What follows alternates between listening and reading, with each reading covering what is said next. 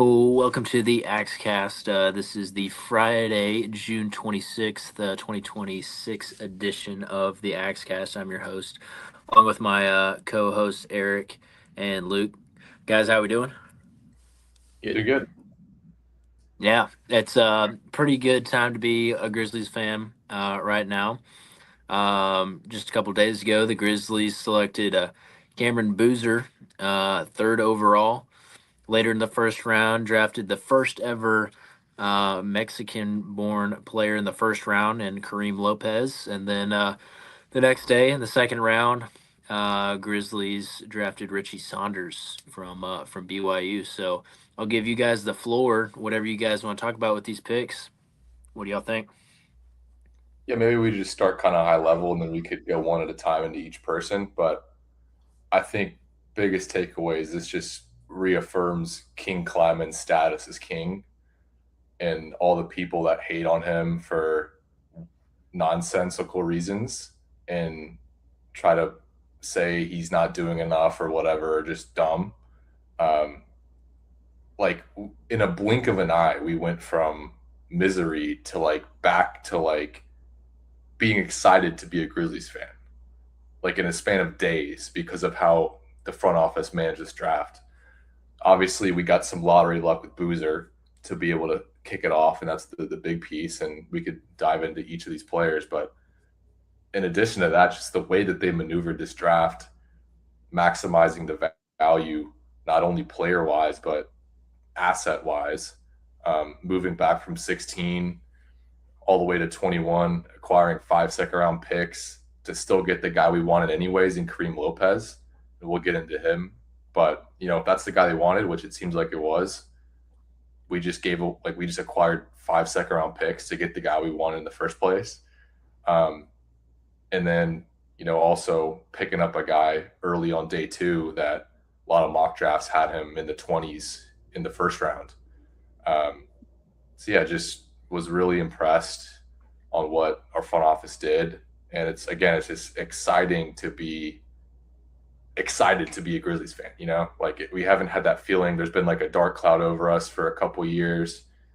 We just got a new medical staff. We had a great draft. And then, yeah, obviously using the picks that we acquired in the draft to go get a guy like Beef Stew is just unbelievable culture fit and basketball fit. So high level, I'm on cloud nine with how these last couple of days unfolded. Yeah, I'm feeling the same way with that hope. Like we haven't felt that last few years. My dad and I have even been talking about getting like one of those game packs, and I'm living 2 hours away from Memphis right now. It's like that's how excited we are to watch the new season. Yeah, like I think you can see a pretty big contrast between the type of guys we're drafting now and introducing in these press conferences from other players who are kind of holding out from playing and have been getting suspended.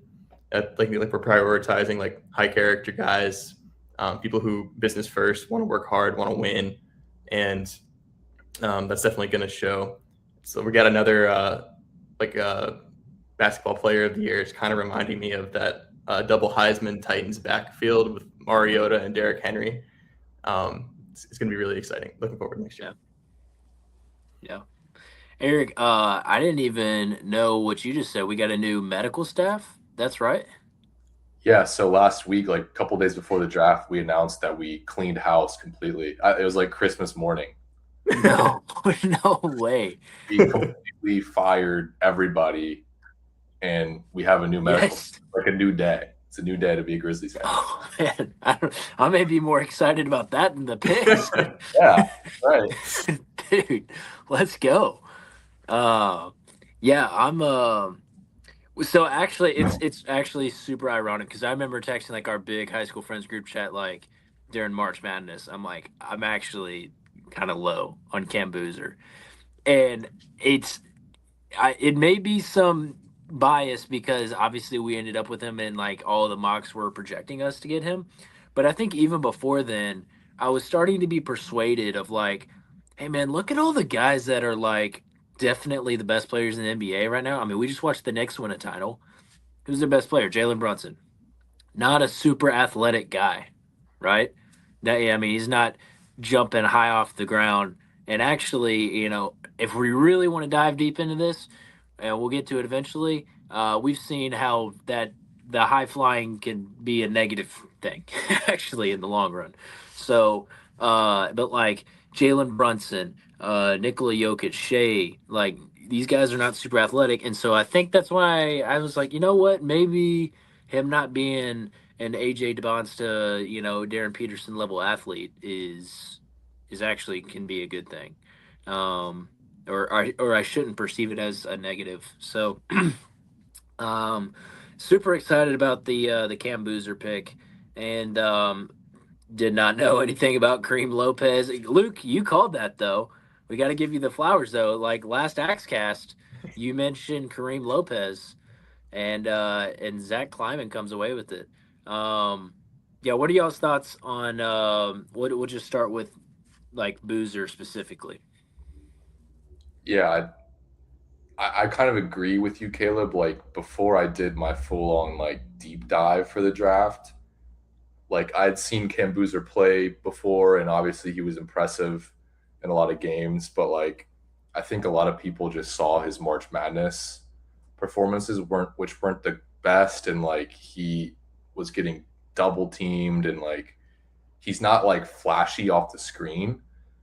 Like he doesn't flash off and pop off the screen, but like he does everything very well, and like he's very smart. He could be like the center of your offense. Whether you want him taking the ball up the court, you could have him down low. You could use him in the pick and roll. He's a really good passer, and he gets a lot of rebounds. And so him next to Edie specifically is such a good fit. Like I would not want to try to get a rebound against those two dudes, but he just does a lot of things very well, and he's got a good head on his shoulder, and he's a leader and a winner.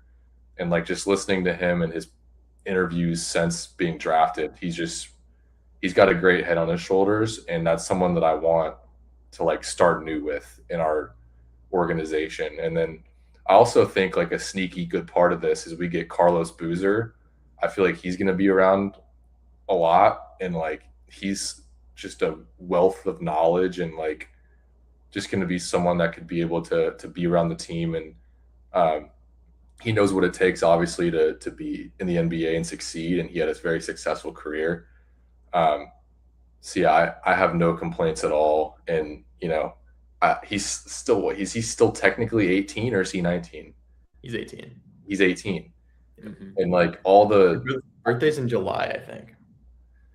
Yeah, the biggest stigma with him is everyone's like, oh, he's like the safe pick, but he has the lowest ceiling. I just don't agree with that. Like he's the youngest guy, and he's been basically the best player at every level he's been. Like imagine like once has time to develop in an NBA system and get bigger and stronger and adapt to the NBA. Like I don't know how anyone could put a ceiling on him. Like I'm not saying he's gonna be like a generational player or anything. I don't know. Like I don't think anyone could really cap what he could be at this point, just because of how impressive he's been and dominant wherever he's gone. So I'm very excited for it. Yeah, I thought you both made great points. Like Caleb, there's definitely a correlation between like not being or being super athletic and then having less career longevity potentially.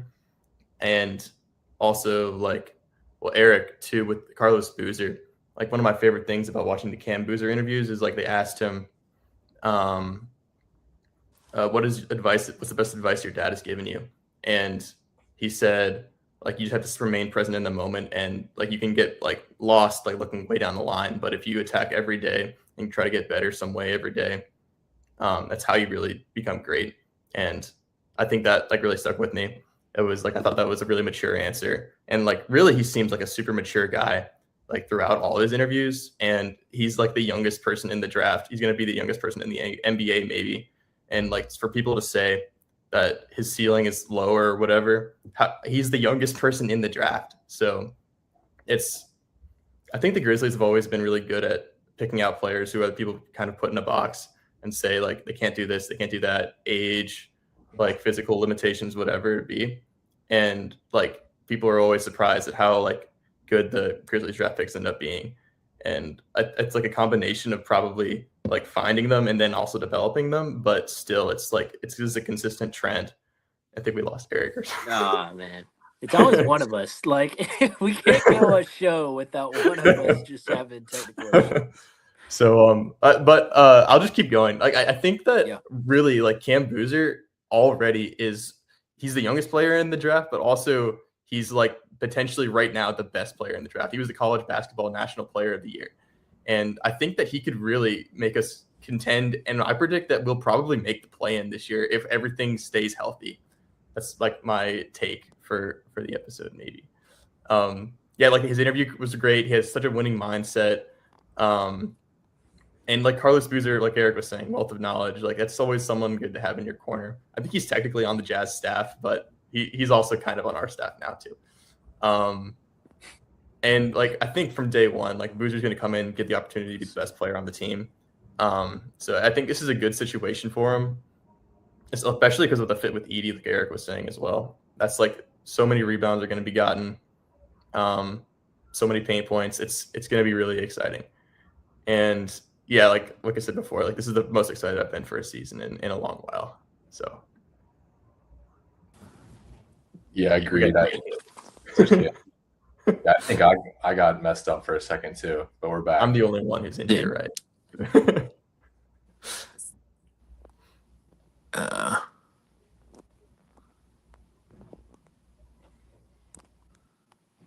From stage. Wait, are you guys there? Hello? I'm here. Hello. Are you guys back? Yep. Am I back? I see both of y'all. Do y'all see me? Yeah. I blame Eric. my audio was not working, bro.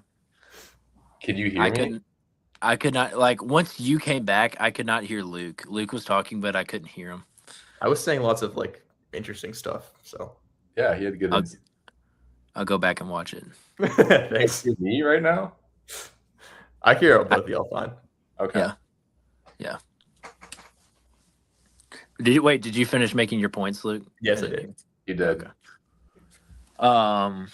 We were talking about Boozer. Yeah, I think like when you reclass up, like a lot of guys you'll hear, like even just like when we were growing up, like guys will like class down so that they can like look better playing against younger guys. But like when you're younger and you go play with the older people and you're still the best player in the country, like he won the Wooden Award, Cam Boozer did.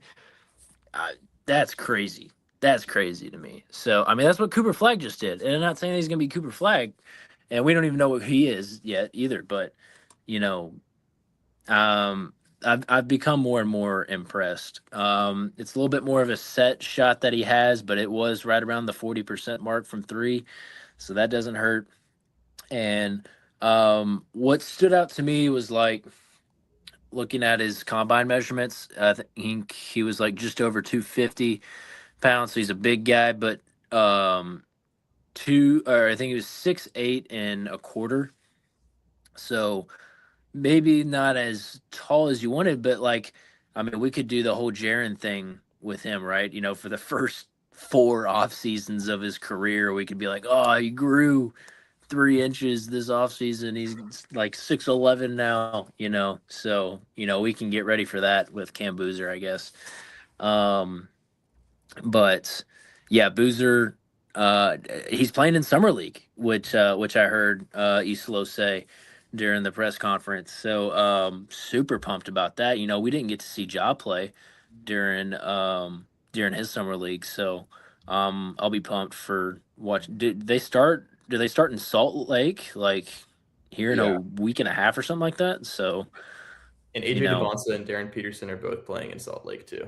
Oh, nice. Okay. So they got the stars playing. That's uncommon. Usually the top 3 picks like that don't play. So so that'll be fun. We'll really get to see. And then just moving on. I mean, Karim Lopez, I think, like I said, Luke was high on Karim Lopez. I didn't know anything about him.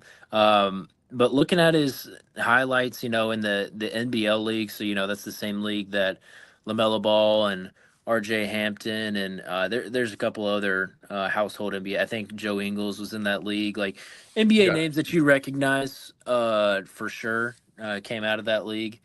Um, so it's not too much of an indication about the other names in that league and Kareem Lopez, but the physicality of the highlights in that league was really what stood out to me. So I think obviously that was one of the things that Kleiman was eyeing is can you have that grit and grind mentality that we love to see in Memphis. So um, I'm not super impressed with this shot. That's one of those things that they say he's got to work on. But it just, I don't know about y'all, but this screams like another Santi Aldama pick right here. I mean, that's what it looks like to me, and maybe even plays a little bit more defense. I don't know what y'all thought. What do y'all think? Well, yeah, I think the NBL, a really good league until like they started getting like all these full-grown adults in college basketball, like madness that's happening now. It was, I think, far and away better than college basketball in terms of competitiveness. I forget who said it, but I was watching an interview about the NBL and there's like about their physicality, and it was they said there's no autopsy, there's no foul because it's like really physical there. And like he's battle tested. He's playing a lot. He was one of the main players on that team in the NBL. And I talked about him last time because I thought he was going to be really good where he ended up. But I kind of said that I don't think it should be Memphis if we take Boozer because I'm not sure. I think it might be a clunky fit between the two. I'm still like interested to see how that works out. Probably like Boozer's going to be expected to be a much bigger part of the team day one than Kareem is.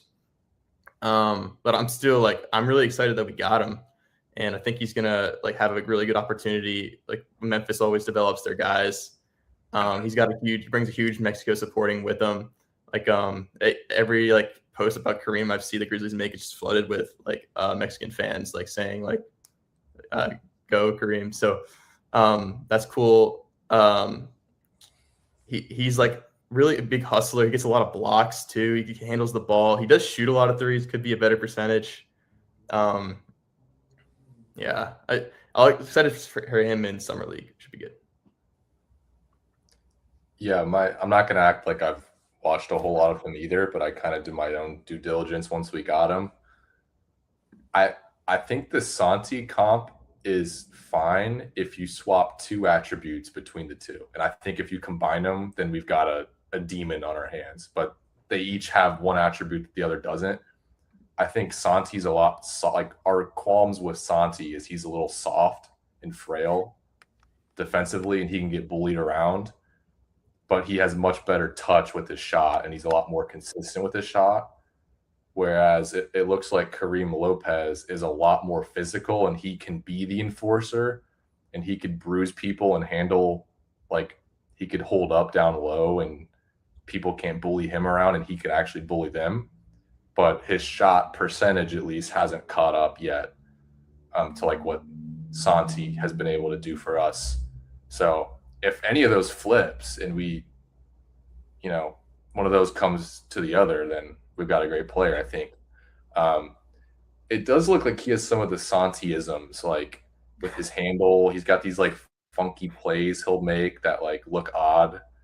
Like, yeah, he'll do some like Euro moves that like are pretty shocking. It's like, wow, this guy's really talented. To me, his shot form looks fine. Like it looks good to me. It's just his percentage hasn't been great. So, I mean, maybe that's something that can translate in the NBA. But yeah, to me, it's like similar player to Santi, but you swap those two attributes. So I don't mind the pick at all. I feel like to them, he was the best available player, and you're willing to take a swing on a guy like that. Personally, when the Grizzlies came up to bat there at that pick, I was hoping for like Cameron Carr. But it does make sense looking at all the guards we have on our team, why we needed more of a forward, and they're willing to take a little bit of a risk on a guy like Karim Lopez. So I'm totally fine with the shot we took here, and you can kind of afford to do that when you have Cam Boozer in your pocket, and then you have all the assets that you created in the draft, plus all of our future first. So I didn't mind the pick at all.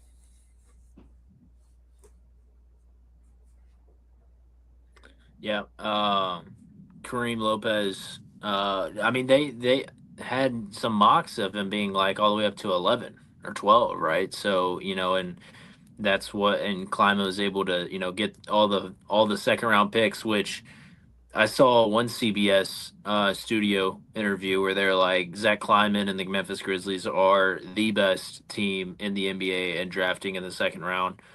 So if Kleiman just gets more of these second rounders, why not? Um, and then lastly, the second day of the draft, round two, I personally was hoping for.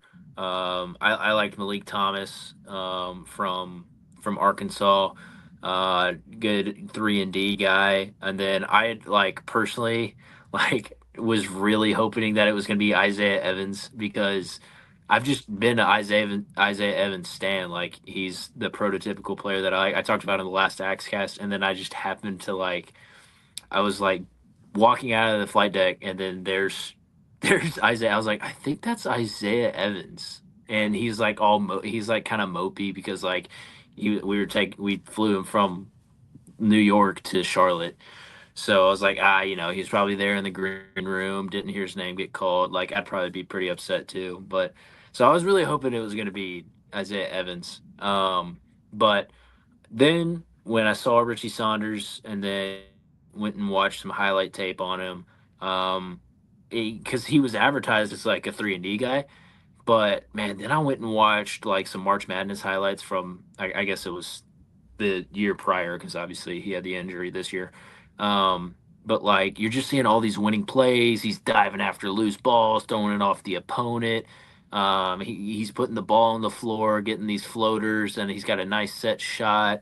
That was really as advertised. So I like the pick, and far be it from me to doubt a Zach Kleiman second round draft pick. So yeah, I won't say one bad word about a second round draft pick from Zach Kleiman. Yeah, because when it was our turn to go again, and even before the second round started, like I got the Shams alert that the Grizzlies are shopping the pick. But then once it was our turn, I guess we didn't expect Richie Saunders to make it that far. And he must have been high on our board, and we just went ahead and were like, you know what, screw it. We're taking him. Because we have such a logjam of players. Like I didn't expect us to pick another guy, honestly, because of how many guys we have on our roster, and we're trying to minimize that. So, I mean, yeah, I totally agree, Caleb.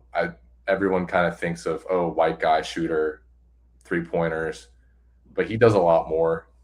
And if I listen to some of the BYU people talking about him too, and they love him. My comp for him, which this might be crazy, I see a lot of Austin Reeves in him. He has an ability beyond just shooting threes to just make winning plays and like affect winning, whether it's creating for others or like he's got a good mid range, he's got a good floater game, and then he plays tougher defense than people give him credit for, from what I've seen and what I've heard from people talking about him. And then yeah, he's got like the Cam Spencer sicko mentality too. I listened to a couple of his interviews. Like you could hear in his voice how mad he is that he's hurt right now.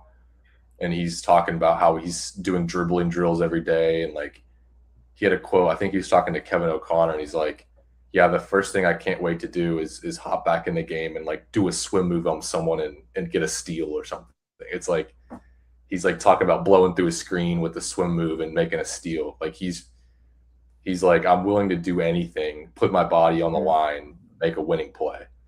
So I'm sure the Grizzlies front office was just all over him, and we're surprised that he fell. So again, it probably feels like we're just homering these guys, but like again, like we just have such a good track record of drafting guys here, in especially later in drafts, and everything I've heard has been great, and I see the vision. So I feel like our summer league team's going to be so good. I know he's not playing, obviously, but we just got guys. We got guys. Yeah, I was in the same boat as you, Caleb. We get to our pick, and I was like surprised because I was thinking like Isaiah Evans is available, Malik Thomas is available. I'm living in Arkansas right now. Like everyone's obsessed with Malik Thomas. Like Isaiah Evans is a crazy good shooter, and they end up going like Isaiah Evans 33 to the Timberwolves, the pick after us, and then the pick after that was Malik Thomas to the Cavs. So it was a little bit. It was like they were right there. And I have a quick Timberwolves rant, if that's okay for right now. So let me find my notes. So it's about like the non-draft moves they've made recently, past few days. It's like I really am not a fan of what they've got going on. It seems like at first like they have like a lot of recency bias. Like they trade Randall for actually negative. Like they gave him away for nothing. Plus they gave up draft position to like get rid of him. Like seemingly so they can extend Ayatasumu to like this big contract, 5 years, $112 million. And like I think like Dasumu got all that money from one playoff game, like which was an insane playoff game. He scored 43 points when like Edwards wasn't able to play for a while. So like that was nuts, but like now he's got 5 years of over $20 million of stability going for him. And the Timberwolves lost Julius Randle, who's a 3-time All-Star. Then like literally 3 days later, they trade again, acquiring LaMelo Ball, who's another guard. And to get him, they gave up Naz Reid, who great player. I forget if he actually won Sixth Man of the Year or he was in the finalists for it. He did win it. Mm-hmm. So like they gave up Naz Reid to go get another guard who, by the way, makes more money than Julius Randle. So I don't know why it was essential to give up Julius Randle for nothing if they're now going to acquire someone who makes more than him. And also in doing so, they've now have Ayatasumu big contract, Melo Ball big contract, and they've lost Julius Randle and Naz Reid, and also all these draft picks I hadn't even mentioned. And so they traded like these two good big guys for two guards, and now they have Rudy Gobert, but that's pretty much it. And I like their roster is so like lopsided now. It seems weird. They've given up a bunch of assets, and worst of all, I can't picture LaMelo Ball being a part of a serious winning roster. He's like too unserious.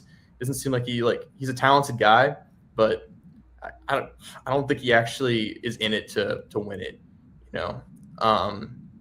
And it's like it doesn't even feel like they thought this through at all. Like they did this huge move to get rid of Randall, and then like 3 days later, you already pivot to LaMelo Ball. Like you invest this stuff into Sumu, and then it's like, okay, well, forget about that those 3 days ago. Let's do this new thing now. And you invest so much. Regardless, I think that Isaiah Evans did land in a good spot with the Timberwolves where he'll like actually get some playing time probably. But I think that was really dumb of them. Well, and now LeVar wants them to go sign Jello and Lonzo. Yeah, now you have him on the hook too. So you don't even, not to mention the poor Minnesotan residents who have to like watch out for their lives on the streets when driving through. Yes. Driving the Batmobile through town. But so like regarding Richie Saunders, sorry for the aside. No, just real quick to piggyback, just to add on to your Timberwolves rant. Yeah, I don't care what people say. That cat trade was terrible. I don't care. I don't care that they made 2 Western Conference Finals, and their defense was, yes, I understand, but Karl-Anthony Towns was very essential to the Knicks just winning a championship. So, and Rudy Gobert, my disdain for Rudy Gobert cannot be articulated. So, yeah, just to tack that on to the end of your Timberwolves rant. Yeah, they'd have the funniest roster. They'd have the funniest roster of all time right now if they still had Cat, Ant, and LaMelo. That'd be so funny. Yeah, that would be comedy. I think the least PR trained. Wait, what? The least media PR trained roster in the league. Yeah, like I can think of now like 4 trades, including these 2, that the Timberwolves have made that are just awful. Like starting with that Rudy Gobert, giving up like so many like first round picks to go out and acquire Rudy Gobert, terrible. Then the Cat trade, like giving up Karl Anthony Towns for now essentially nothing. And then now these two that I'm really not sure about, but at least you can kind of defend them. I don't know what they're doing. It's bad. Anyway, real quick about Richie Saunders. He like I watched a good bit of Big 12, so I'll kind of like I did see him a lot, and like after like the surprise of like not getting Isaiah Evans, Malik Thomas, I think I really do like this pick. Like he's another guy that I think fits under the umbrella of like Grizzlies, like finding somebody who's been written off. People don't expect him to be like a good NBA player for whatever reason after he's produced at the highest level he was at, not the highest level, but the level he was at. Like everybody knows, insane shooter. But like y'all were saying, like so much more. Like he will get like so many good drives because people are closing out on him so hard, and he's good at driving, like getting to the paint, like getting like easy layups or fouls. He hustles like crazy. He's like diving for all these things. He's getting a ton of blocks too, like which he's like 6'5", but like and he's still like he cares about defense a lot. And I remember not this year but the last year there was a stretch where he it was like the first time BYU won like 2 straight ranked games in a really, really long time. And like they played Kansas and he went just nuclear, like had over 30 points, something like that. He couldn't miss. And then he went to play Arizona on the away game for them. And like I know everybody like prides themselves at like not losing at home, but I remember like Arizona really like they had a winning streak of a long time, like not losing at home. And Richie Saunders came in and it was just like I felt like this guy is just unstoppable. Like he plays like really good. He has huge games in huge games. And it's just like you can't stop this guy. And he sealed the BYU won by 1 point, and he sealed it by making 2 clutch free throws at the end, and then stealing Arizona's inbound pass, and they won that game. So I think like say what you will about his age and his injury, this is a really good pick, and once he gets healthy, I think he's going to be a big contributor. Yeah, that's it. I would say I'm really impressed with the Richie Saunders stuff that I've seen, just like y'all said. But I will far be it from me to say a negative thing about a Zach Kleiman draft pick. Like you said it well, Eric. This kind of reestablishes Kleiman. You know, he's had some misses. You know, like we've touched on before. Like like the Justice Winslow trade at the beginning of his tenure was a kind of a swing and a miss, and he's not hit on every draft pick, but I would argue it's either him or was it Sam Presti that's the Oklahoma City, one of those two guys for the best GM. Obviously, people would say Sam Presti because Kleiman's in Memphis, nobody cares about us. But our GM, our front office, it's been amazing. So super excited to watch our first rounders play in Summer League here soon. And then Kleiman even mentioned it in his in the press conference that they had a pending transaction with Beef Stew. Isaiah Stewart, the enforcer, is now a Memphis Grizzly. And I'm sure we all are super, super pumped about this. Isaiah Stewart has the reputation already as like the enforcer in the league. So yeah, what do you guys think about the this offseason pickup? He was born to be a Memphis Grizzly. Like I've wanted him for some time now, but obviously he wasn't really available and he was playing well. But the initial reaction was like, I was really excited, but then he just looks like he's way older than he is. So like I went and looked up. I was like, is he like 29, 28, 30? He's 25 years old. Like he fits our timeline perfectly. And obviously everyone knows like the clips of him, like his antics, like being an enforcer, like not backing down, just being a demon out there. But like he's a really good basketball player. like I saw like he's like teams are shooting the worst around the rim when he's on the court of any player. Like he has the most impact on rim protection than anyone else in the league. He's super athletic. He's a really good defender. I know Sam Vecini, who's a like NBA analyst. I was listening to his podcast today, and he said that he has him personally ranked as a top 10 defender in the whole NBA. So that was encouraging to hear. And now he gets an expanded role here in Memphis, where the city's just going to embrace him, man. Like the city's already in love with him, and he hasn't even played a minute yet, just because they know he just embodies what Memphis is: hardworking, blue collar, show up, with your lunch pail and your hard hat, and you go to work. And yeah, and it's just going to be great to have him set the tone for this new age of Grizzlies basketball, get us back to where we need to be. And it's also Zach Edey insurance. We need centers on the roster. We don't know how much we're going to get out of Edey every year, I guess, game-wise. So it's nice to have someone else on the roster that I would trust him as a starter, bring him in. But if he's not starting, he'd be the best bench player in the league, probably. Like if not the best, one of the best guys coming off the bench as far as impacting winning. I know our guy JB Bickerstaff over there had nothing but high remarks for him, and Pistons Twitter is in shambles from what I've seen. Everyone's so sad that he's gone, and he's just a perfect culture guy to kind of start this new era of Grizzlies basketball with. Yeah, I completely agree. Like it was like hilarious to me. Like Pistons give us 3 first-round picks to move back in the draft, and we send them right back for Isaiah Stewart. So this is something the Grizzlies have been missing since Dylan Brooks, I think. And Isaiah Stewart will bring that like factor, like you can't quantify it, but like that enforcer thing that we've sorely been missing this. He cares about winning clearly. I was also shocked to see that he was only 25.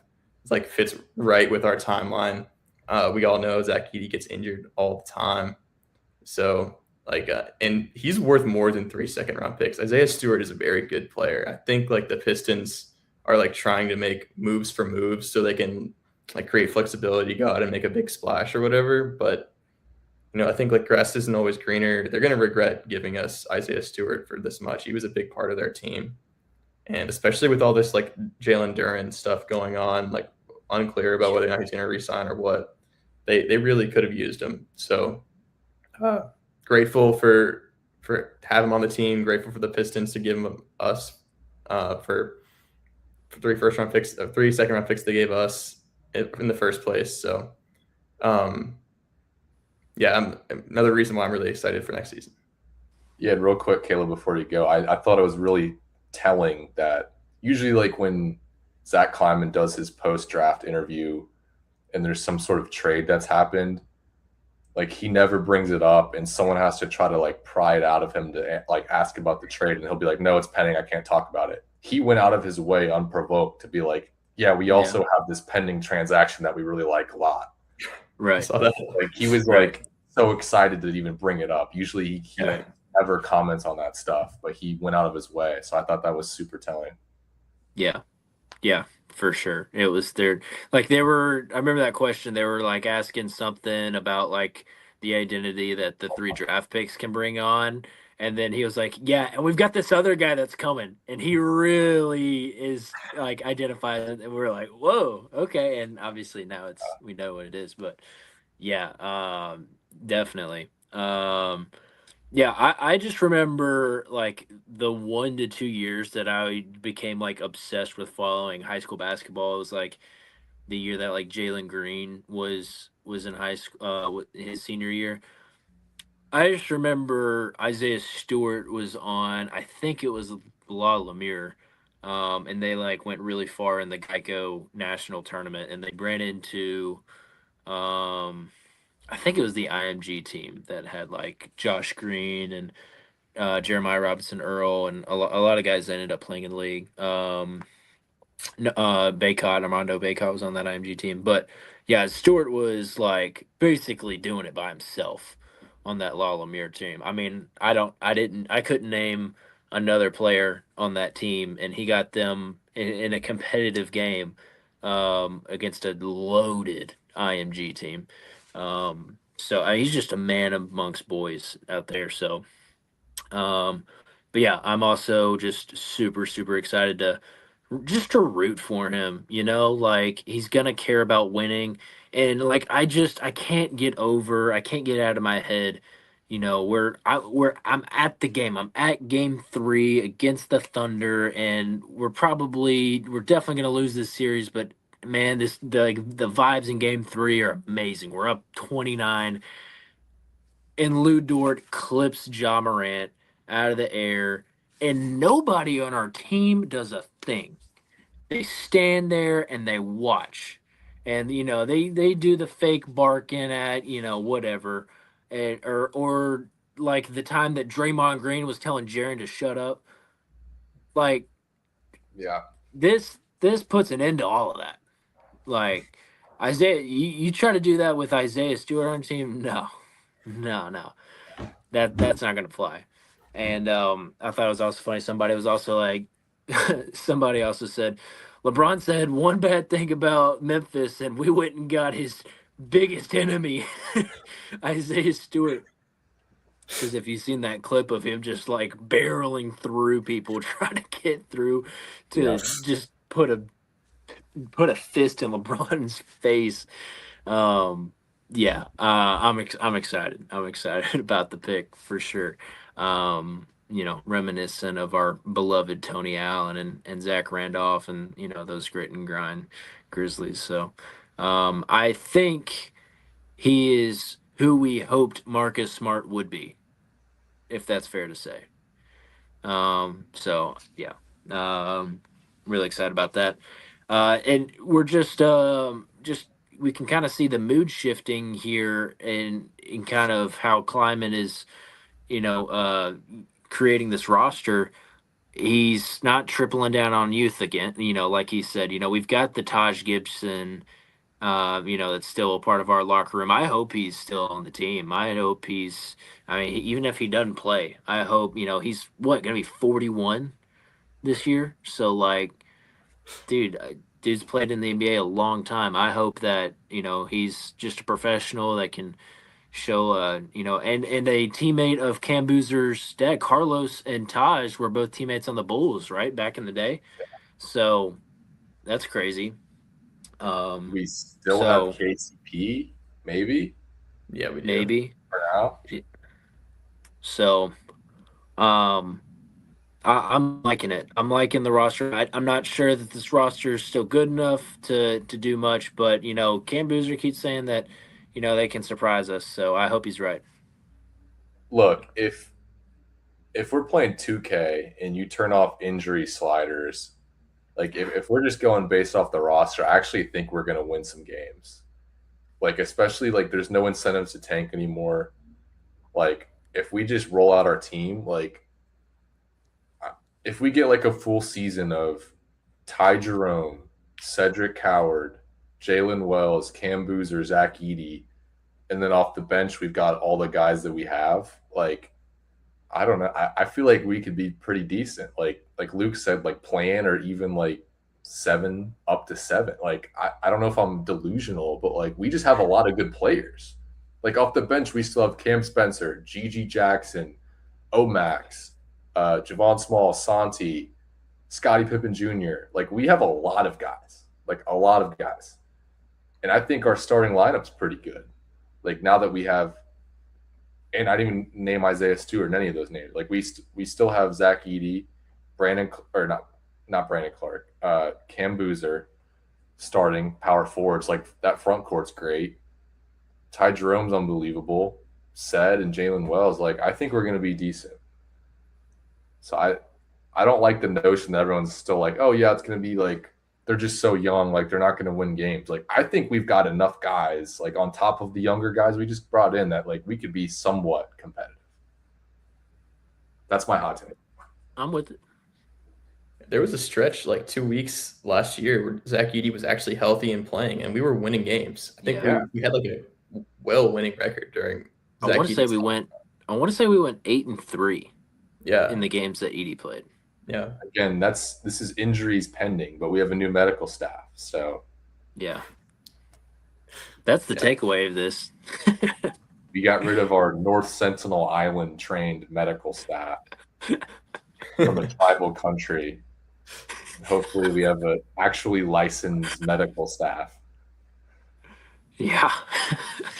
I hope so. I hope so.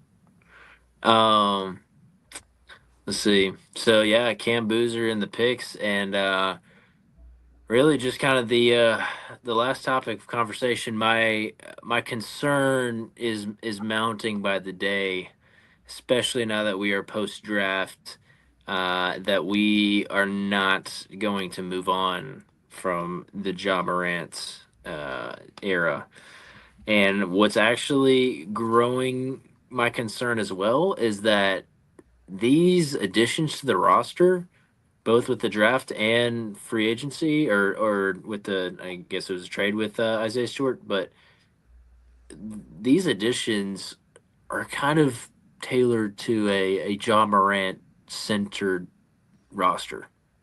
And with his, I said, I don't think it was last Axcast. I think it was even one or two before that. That his trade value is not going to go up with him not playing games. So, and it has stayed that way. And I think personally it's swung too far the other way. I'm like, hey, we are talking about a guy that was second team All NBA as like a 23-year-old, and he's still what, 25, 26. So, theoretically his best basketball days could still be ahead of him. And, people gamble on talent all the time. I'm surprised that he hasn't had any suitors. I guess it really is just that much of a red flag. But yeah, my concern is growing by the day, especially with him just posting stuff. Like he posted a picture of like him at Tomley Park, and then he's like paddleboarding over like just across the street at Shelby Farms. So, yeah. What are y'all's thoughts? Well, I think there's two things that could be true. I think I still can believe in John Moran as a player. Like if there's a world where he's healthy and playing games and could be a playoff riser like we've seen him be and like a very great player. But there's a disconnect between that and reality. And the reality is he just can't stay on the court. And when he has been on the court, his shooting has regressed. Now, the reason why teams aren't, because you would think like even with all the stuff that's gone on around Ja Morant as a player and off the court, like again, like in the playoffs, you've seen Ja Morant like rise to the occasion. And like, why wouldn't a team try to take a flyer since his value is so low on him? The reason's the contract extension. I think he's eligible for like a 3-year, $180 million extension. And no one wants to pay that price tag for Ja. That's the thing. So like, and I think the relationship with the front office in Memphis has gotten so torn that like that we don't want him to just play some games this year and then trade him. Like I think we've reached the point of no return to where like that's not even a feasible thing. We're just hoping that there's a team that would take him off our hands. But again, that doesn't mean Ja Morant can't be great one day still. But like you can't make a long-term investment in a guy that A, doesn't play, B, hasn't really been a leader for our team. It's been more of a detriment than anything within the leadership department, and C, literally can't shoot and has lost his shot.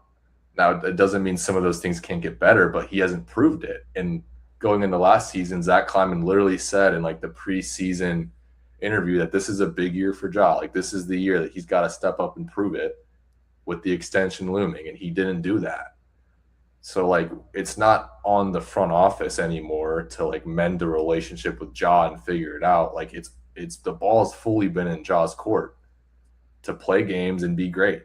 And then everything will fall in his lap to be able to get that extension. But since he hasn't done that, the Grizzlies don't want to extend him at that, invest on that price point, and other teams don't really want to take the risk either. So that's kind of where the standstill is at, is like, it doesn't mean Ja Morant can't contribute to the Grizzlies or contribute to another team and be a great player. It's just the price tag that's associated with it, given all the risk. It's just not feasible. And then obviously the clashing that he's had with Tomas Isolo, because Isolo to me seems like he's a very intense coach and doesn't put up with BS.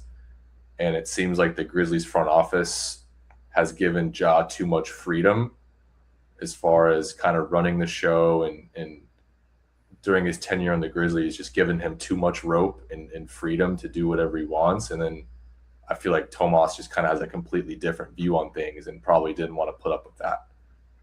So that's kind of my stance on it is, I think the ship is completely sailed here. But again, I'm still a Ja Morant fan. Like, I want him to succeed, but I just don't see a world where that's still on our team.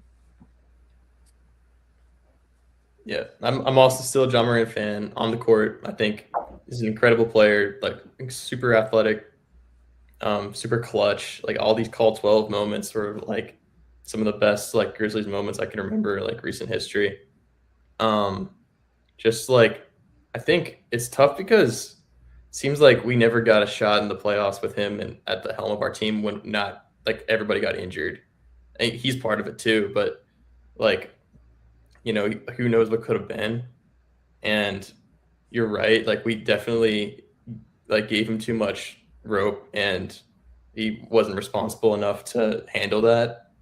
And like clearly the front office has reached the point of no return, like you were saying, Eric. And I personally, I think like Caleb was saying, he's too talented of a player to like completely like write him off and forget about him, and like he'll just go off to Narnia or something.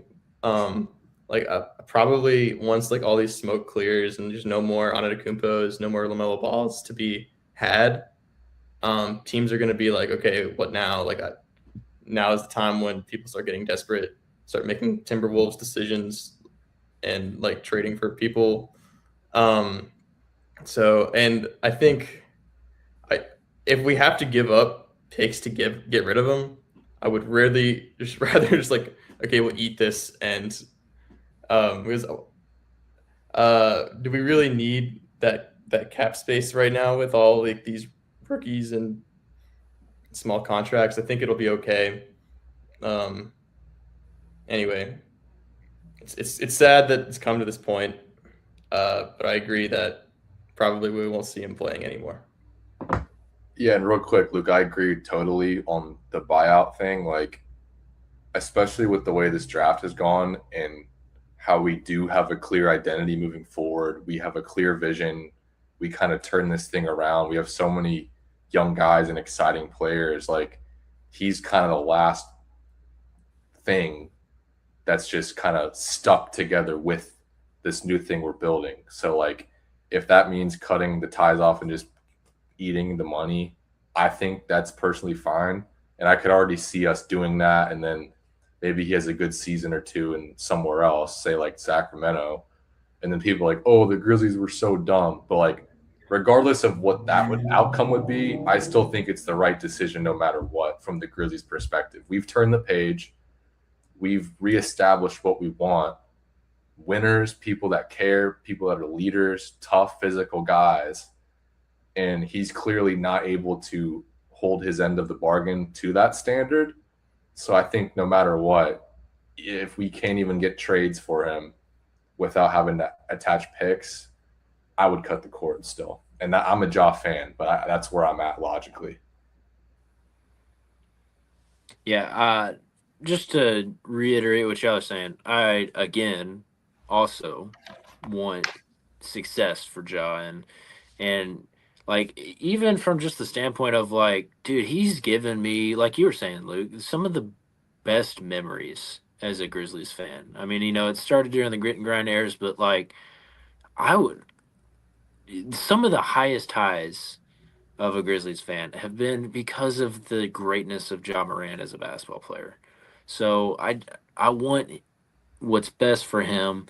And unfortunately, what's best for him is probably just a change of scenery at this point. It, like you said, and it's really it's just dragged on. I mean, it's been years at this point, where it's just been like the butting of the heads, and we fired the last coach, and Taylor Jenkins is going to be great. Milwaukee, right, is where he went. So I think he's going to be great there.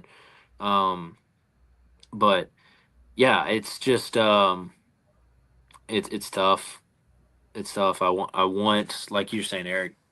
I want success for Ja, but at the same time, don't really want to see him in a Grizzlies jersey. But like I said, Kleiman seems really stubborn about not giving up picks for him, not doing this deal with a negative at a negative trade value. And I don't see like if he's going to keep being stubborn and the picks are still going to be required to deal him. I'm. It seems like neither of these two things are going to give, and the conclusion to that is he's still on the Grizzlies roster come opening night. So, we'll see. Yeah, I just feel like he's waiting. He's calling teams bluff probably, and like Luke was saying, like now is kind of the time where teams are going to start to be desperate and try to do something. So I think he's betting on someone to, fall into that. But I'm shocked that he did not get moved before the draft, and we're sitting here after it, and he's still on our team. So it's awkward too, because like Boozer was gonna be like number 12, but now he can't, because Joe Morant's still on the team. But we all know he's trying to get dealt, so it's this awkward thing of like you can't move on yet, Yeah, Giannis going to the Heat kind of blew it up because I thought the Heat were like a pretty safe bet to be on the Joss sweepstakes. He just doesn't fit Heat culture, I don't think. Not anymore, but I don't know. I think Phoenix or Houston could be possible suitors. Brooklyn, but I don't know. They just took a stupid contract with Randall, so I saw the Raptors were interested, but I don't know. Like they have Darko over there. They do have Darko. Oh, they do have Darko. Yeah. Or they need a point guard. Taylor. The Bucks, maybe. Yeah. Yeah, it's looking bleak. I think Taylor Jenkins is a really good rebuilding coach, and then maybe once the time to start being competitive is here, you can. I don't know about that. Yeah. Again, like even with Taylor, like I thought he was a pretty good coach, but he again just with all of our injury luck, I can't decide whether it was fully his fault because I know I didn't like his rotations when stuff mattered, but he was also dealing with such an injured roster. Yeah. That to me, I still think he's a good coach, especially when he's rebuilding a team. But yeah, I can't decide whether he'd actually be a good coach when it matters. Right. Yep. Well, those were all the draft picks, the major trade that's happened, and the latest edition of the Ja Morant saga. So now it's just going to be, what we see in the summer league. We're all super excited about that. I think Cedric Coward was named first team all rookie since we last spoke. So congrats to Cedric Coward of continuing the tradition. It seems like a yearly tradition at this point to have a Grizzlies player make an all rookie team. Like ever since we've begun the Kleiman era, it seems like we've just had somebody make the all rookie team. So that's great for Coward. We hope that he continues to improve going into his second year. Is there any hopes that you guys have for free agents as we kind of move into the second phase of the offseason? Not really available. Not really sure who's available. I haven't looked into that. Yeah. Yeah, we just have so many guys right now. Like that's true. We have to consolidate. I think I counted 20 or 21 guys technically, including the two ways.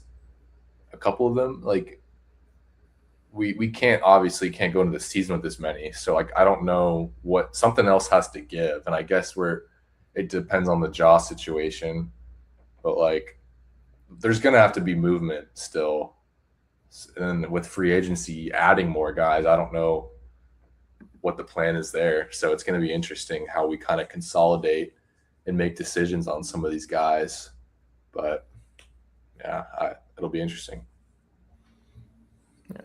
Yeah. LeBron James is a free agent. Oh, he loves Memphis. We could get him. Dude, I think He's he's a always cat. wanted to be here. I think he's a Warrior. Oh, that would be so. I think that's ruining his legacy if he joins the Warriors. Luke would just implode if LeBron goes to the Warriors. I would. But how could he do that? He played so many games against the Warriors. That would be so dumb. Treason. Literally treason. No, you can't do that. He doesn't have loyalties like that. It's treason then. It's treason then. Isn't it just fun to have hope as a Grizzlies fan again? Yeah. It feels like the dark clouds off of us. Not entirely because of the jaw stuff, but that's the last little cumulus cloud staying over. Cumulonimbus. Cumulostratus or something. Cirrostratus. It's I would say it's more of like a warm front because it's kind of slow moving. So, it's probably more of like a cirrus cloud, but I get your point. This is pilot knowledge or something.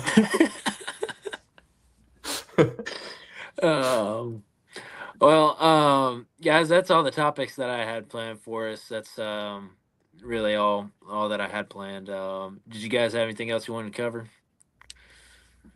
Sweet, man. Well, it's been fun talking Grizz with y'all again.